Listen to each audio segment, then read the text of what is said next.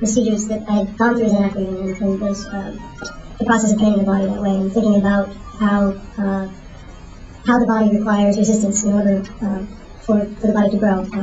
That this process called hypertrophy is the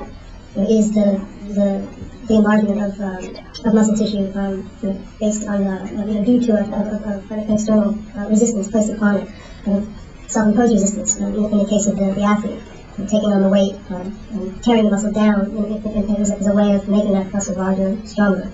And this started to feel to me like a useful way of thinking about the way form develops in general, and as a metaphor, possibly useful in the way of thinking about the way form develops within an aesthetic system.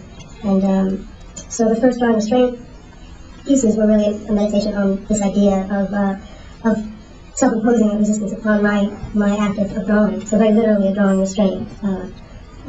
So I would construct these ramps on the walls of my studio and put a bungee cord under my legs that as I climbed up these ramps, that the resistance from that cord would become greater, and at the top of those ramps I would make drawings on the wall. And these were like sessions, not so different from going into the weight room and doing sets. I would do 10 drawings and then rest, and then do 10 more drawings and rest. And I think certainly I didn't really know what I was doing. I think I was doing what I knew, what I knew best. I was using my body and using it as a tool.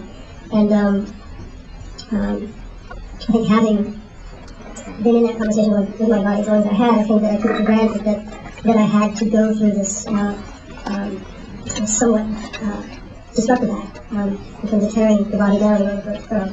I think eventually that became a very useful way of thinking about creativity in general. So I'm going to jump ahead now to the first impulses to drawing a straight line, which 9 episodes later, the project had become much more narrative and